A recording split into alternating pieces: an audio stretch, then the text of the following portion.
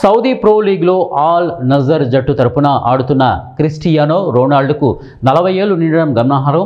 ఇక ప్రపంచ వేదికపై ఫుట్బాల్ క్రీడకు ముఖ్యంగా నిలిచిన క్రిస్టియానో రొనాల్డో ఇక సౌదీ ప్రో లీగ్లో సైకిల్ కిక్ తరహాలో కొట్టిన గోల్కు సంబంధించిన వీడియో ఇంటర్నెట్లో వైరల్ అవుతోంది. అత్యంత కష్టతరమైన ఈ కిక్ను 40 ఏళ్ల వయసులో కూడా సునాయాసంగా సాధ్యం చేయడం ద్వారా రొనాల్డో నేటికి ఎందుకు అత్యుత్తమ క్రీడాకారులలో ఒకరిగా నిలుస్తున్నాడో అర్థం చేసుకోవచ్చు. ఇక ఆల్ నజర్ తరపున ఆడుతున్న అతను ఆల్ ఖలీజ్ జట్టుతో జరిగిన మ్యాచ్లో ఈ గోల్ను సాధించగా మొత్తం మైదానం ఆశ్చర్యంలో మునిగి నినాదాలతో రొనాల్డోను ఉత్సాహపరిచింది.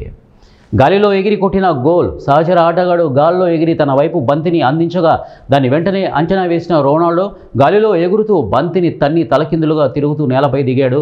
ఈ సమయంలో తన వైపు వేగంగా వస్తున్న బంతిని ప్రత్యర్థి గోల్ కీపర్ అడ్డుకోవడానికి ప్రయత్నించాడు. అయినప్పటికీ దాని వేగాన్ని నియంత్రించడంలో విఫలమవడంతో గోల్ కీపర్ చేతికి తగిలిన తర్వాత కూడా బంతి గీత దాటి గోల్గా నమోదైంది. ఇది చూసిన మొత్తం మైదానం ఆనందోత్సాహంతో ఉప్పొంగింది. ఈ మ్యాచ్లో 39 మరియు 42వ నిమిషాల్లో గోల్స్ కొట్టి ఆల్ నజర్ జట్టు 2-1తో ఆధిక్యంలో ఉంది. తర్వాత 77వ నిమిషంలో ఆ జట్టు మరో గోల్ కొట్టి అద్భుతం చేసింది.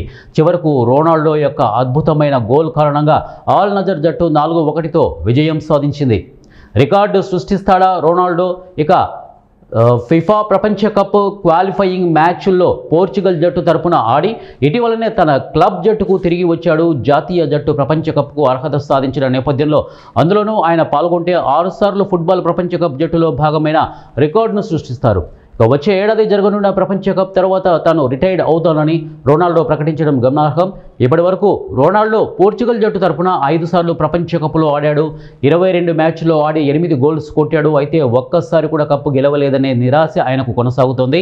వచ్చే ఏడాది జరిగే ప్రపంచ కప్లో ఆయన ఆ కోరికను తీర్చుకుంటారా అని అభిమానులు ఆసక్తిగా ఎదురుచూస్తున్నారు.